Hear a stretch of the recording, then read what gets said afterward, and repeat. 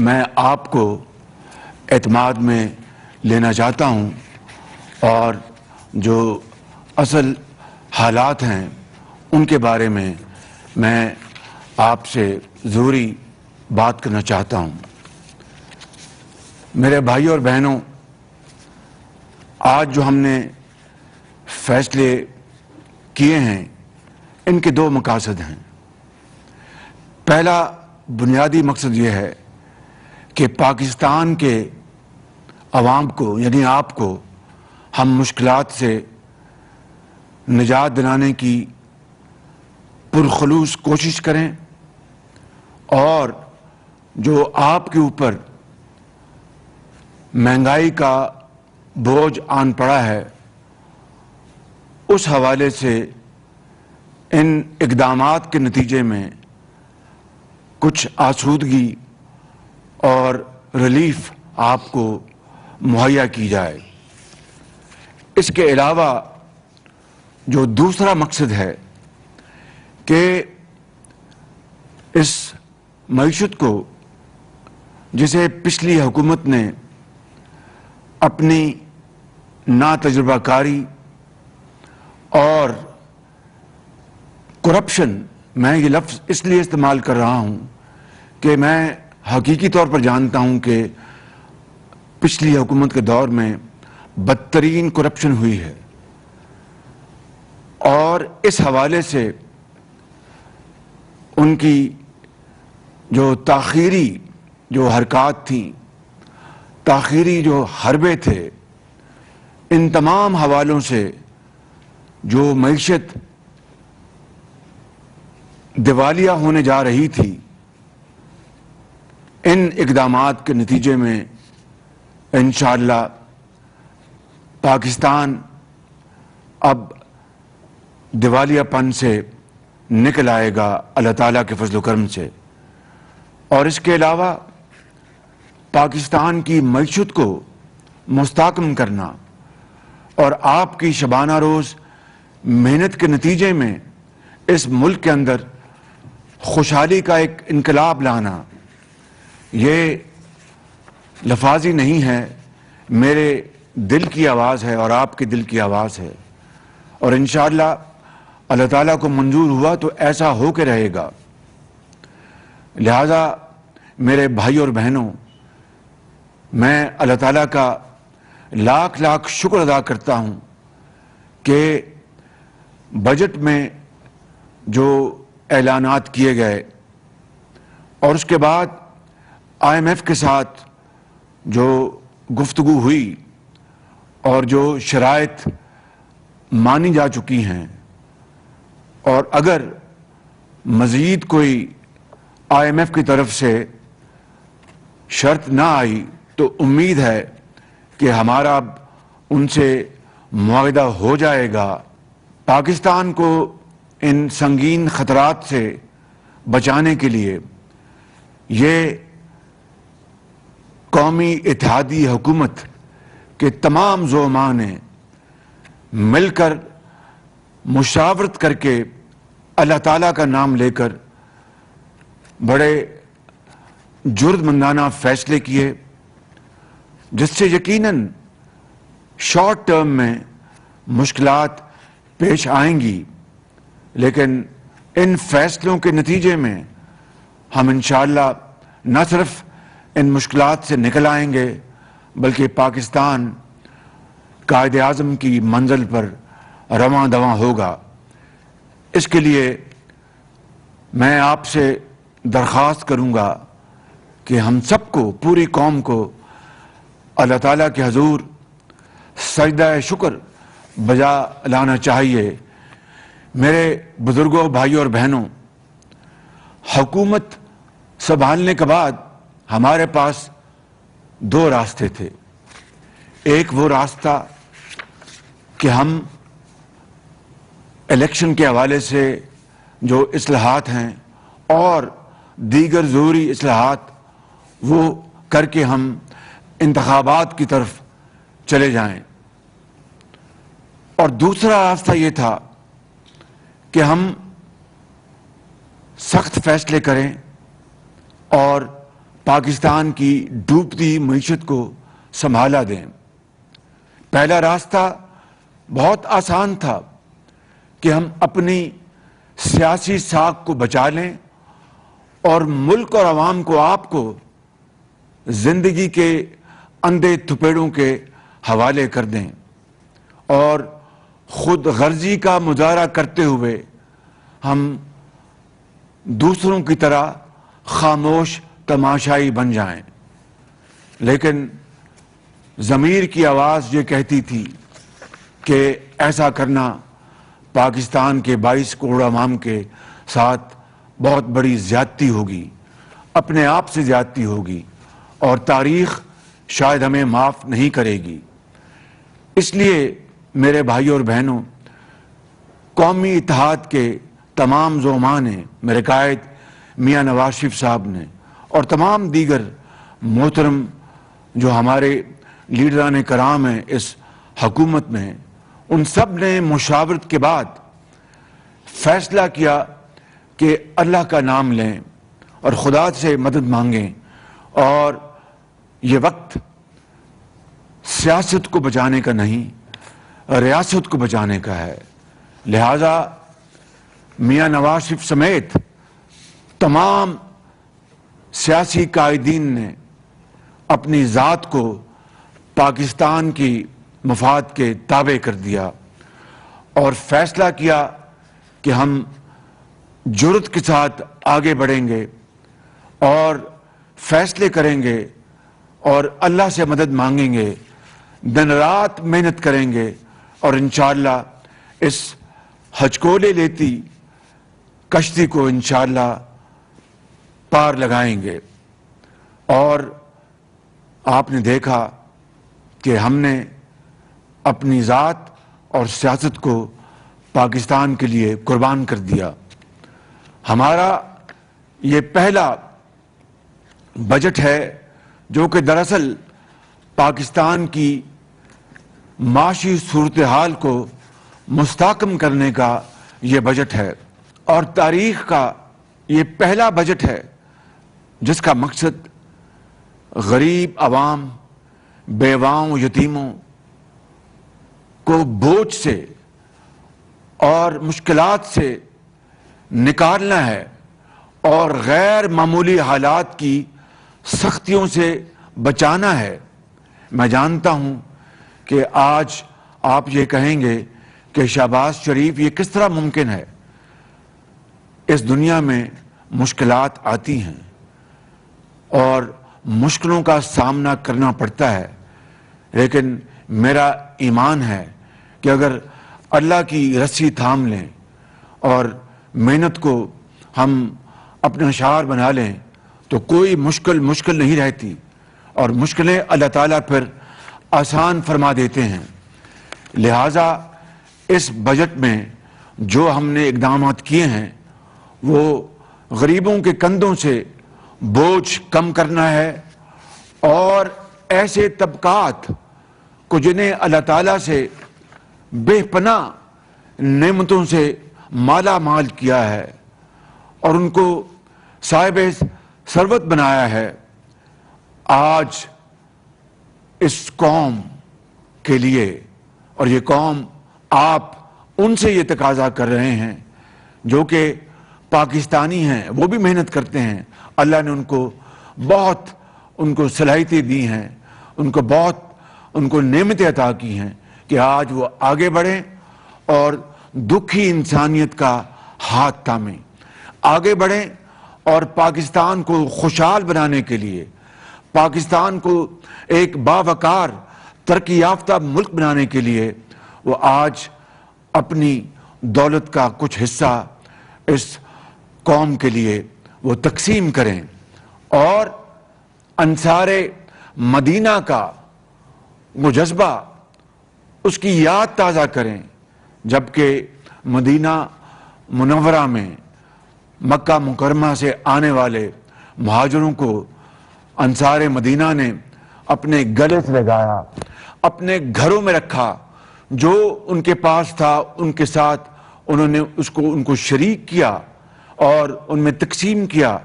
اور قطن کوئی تفریق نہیں رہنے دی کہ آپ مکہ مکرمہ سے آئے ہیں اور مہاجر ہیں. مہاجر اور انصار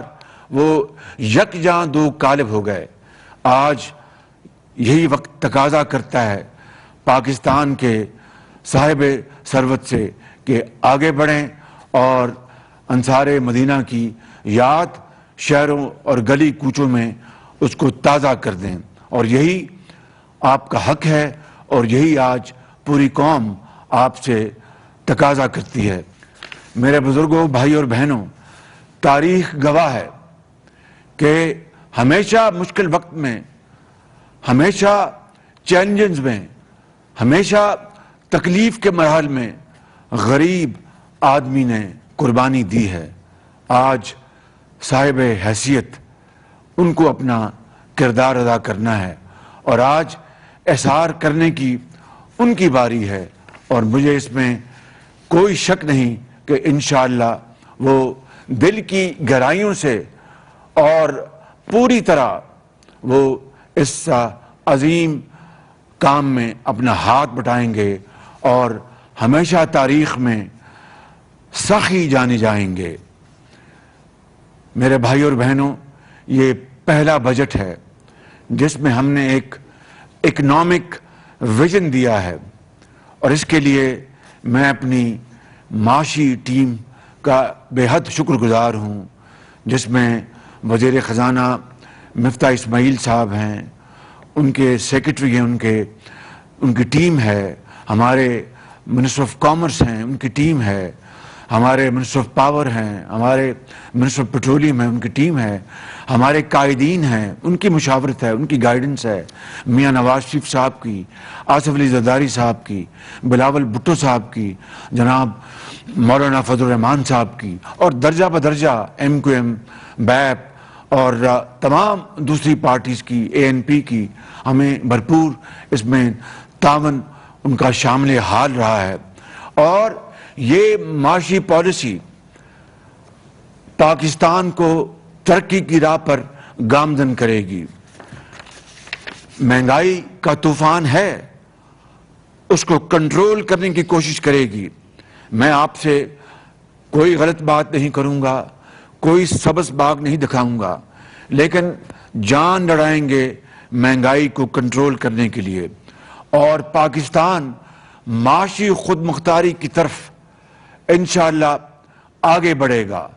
اور یہ جو آج ابھی میں فیصلے آپ کے سامنے رکھوں گا، اس کے نتیجے میں آپ دیکھیں گے کہ وہ خواب جس کے لیے پاکستان مارز وجود میں آیا، وہ عظیم قربانیاں جس کے لیے لاکھوں مسلمانوں نے حضرت قائد اعظم کی عظیم قیادت میں انہوں نے اپنی جانوں کا نذرانہ پیش کیا. لاکھوں مسلمانوں نے ہندوستان میں اپنے گھر بار کو چھوڑا اور اس زمانے میں کروڑوں روپے کی جائیدادیں وہاں پر چھوڑ دی اور پاکستان آئے. یہ آنکھوں میں یہ خواب بسائے کہ پاکستان ایک ایسا خطہ ہوگا، خدا داد ملک پاکستان، جہاں پر ہر ایک کو بلا امتیاز، کوئی غریب ہے یا امیر ہے، کوئی تانگے بان ہے یا دکاندار ہے، کوئی افسر ہے یا کاروباری ہے، کوئی استاد ہے، کوئی لائر ہے، کوئی مزدور ہے، کوئی حاری ہے، اس کو اور اس کے بچوں کو محنت کے بل بوتے پر معاشرے میں ترقی کا موقع ملے گا. میرٹ اور محنت، امانت اور دیانت سکہ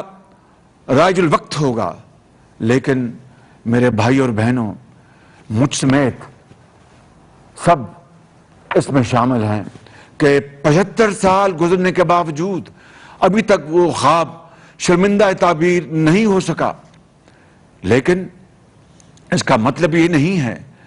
کہ ہم اب روتے دھوتے رہیں. اس کا مطلب یہ نہیں ہے کہ اب ہم ماتم کریں.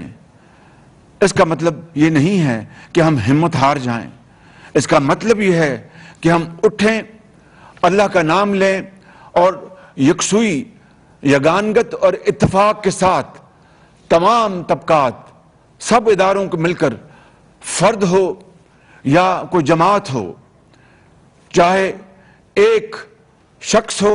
یا پورا معاشرہ ہو، ہم سب کو مل کر اگر ہم یہ فیصلہ کر لیں کہ ہم نے اپنی تقدیر بدلنی ہے، تو خدائے بزرگ و برتر کو گواہ بنا کر کہتا ہوں کہ یہ انشاءاللہ خواب پورا ہوگا اور بہت جلد ہوگا۔ لیکن اس کے لیے جس طرح میں نے ابھی عرض کی ہے، قربانی دینی پڑے گی، اظہار کا جذبہ ہوگا، انصار مدینہ کی یاد تازہ کرنی ہوگی، اور سب کو روکھی سوکھی مل کر کھانی ہوگی، کیونکہ مشکل کے بعد آسانی آتی ہے۔ کبھی پھول کانٹوں کے بغیر پیدا نہیں ہوتا،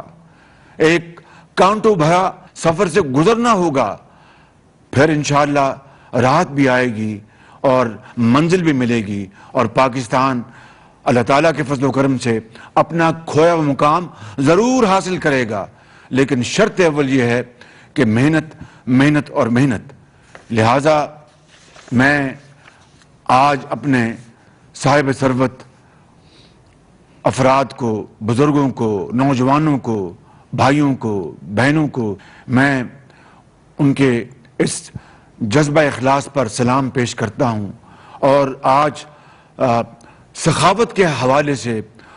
ان کے اس کردار پر میں ان کو مبارکباد پیش کرتا ہوں کہ اس غیر معمولی حالات میں وہ احساس کرتے ہوئے صدق کے دل کے ساتھ آگے بڑھیں گے، اس غریب قوم کی تقدیر بدلنے کے لیے جو وسائل مہیا کریں گے، تو یہ قوم ہمیشہ اس بہت اعلیٰ مثال کو یاد رکھے گی۔ اس کے لیے آج یہ فیصلہ کیا گیا ہے کہ بڑی صنعتوں پر فی الحال 10% سپر ٹیکس یعنی پاورٹی ایلیویشن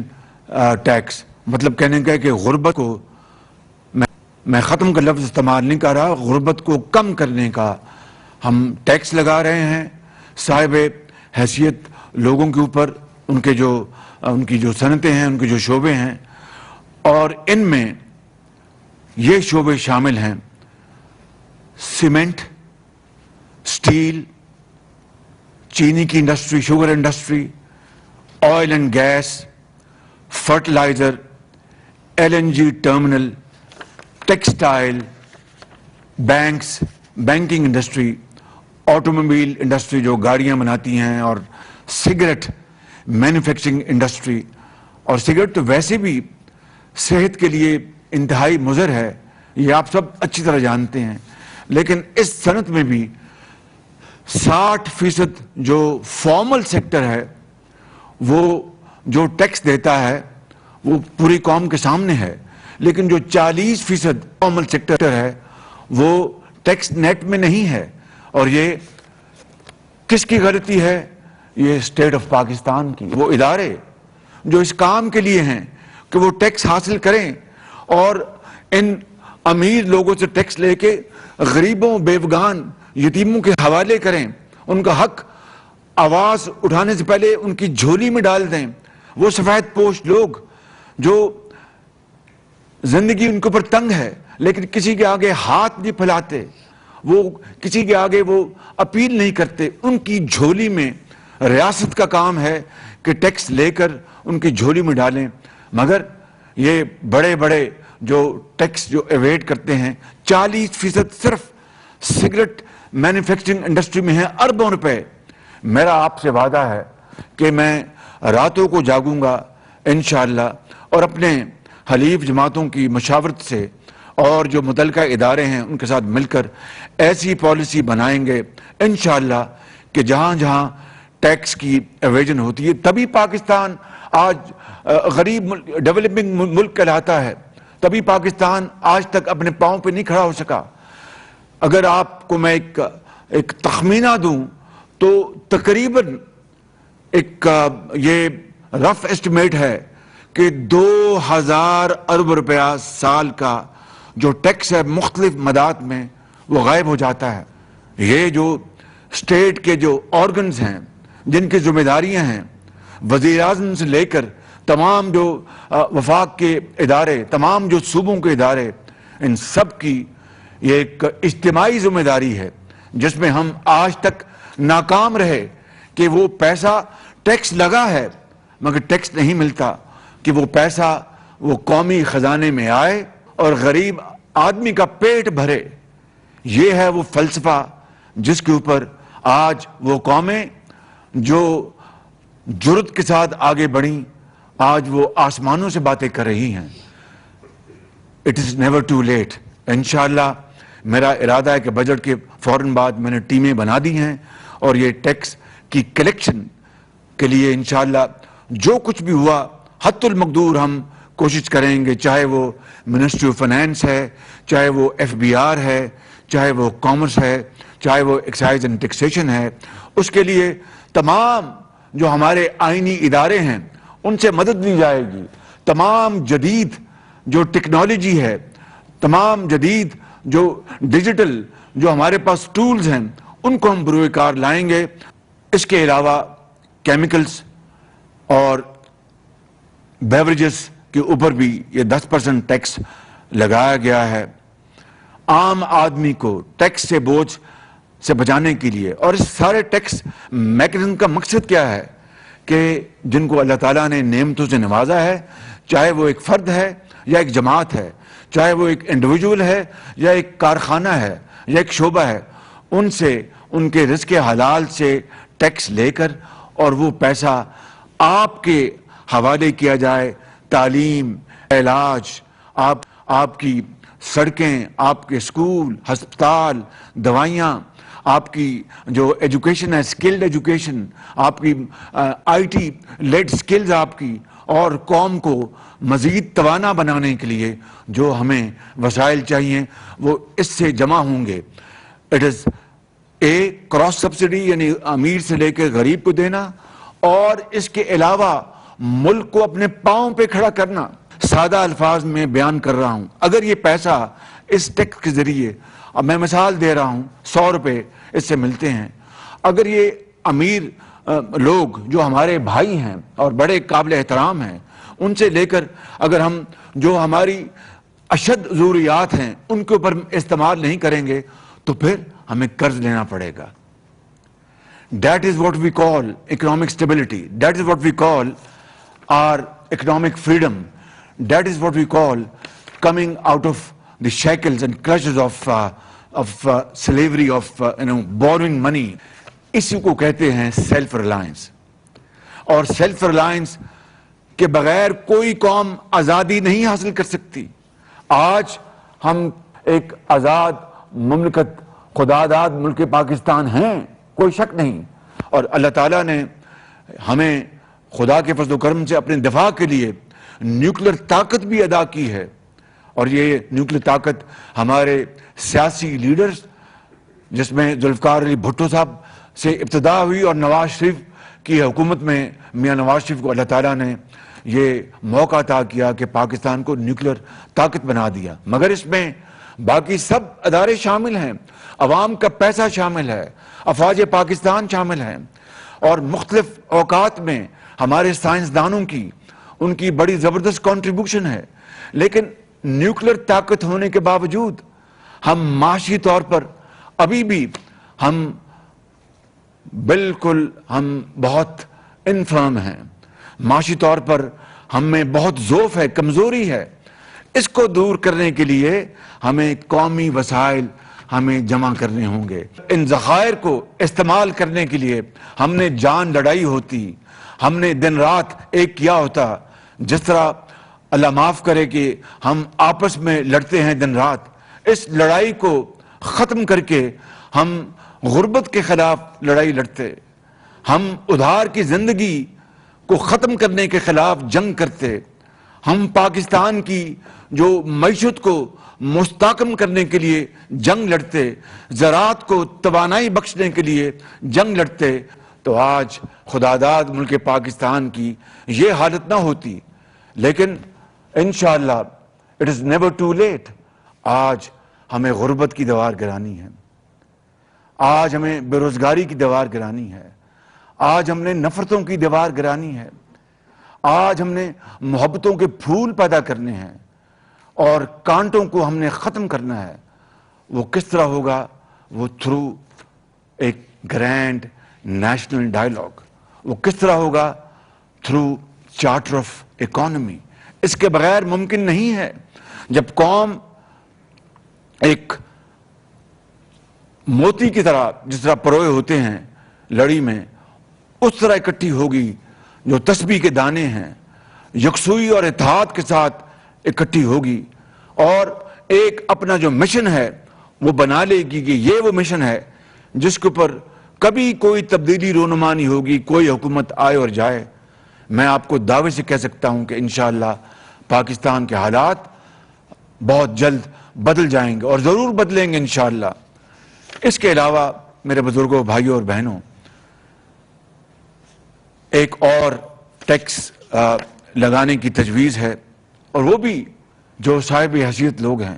غریب کے اوپر بوجھ نہیں پڑے گا. جو افراد سالانہ 15 کروڑ سے زائد کماتے ہیں ان کی آمدن پر 1% غربت کم کرنے کا ٹیکس لگایا جا رہا ہے. جو افراد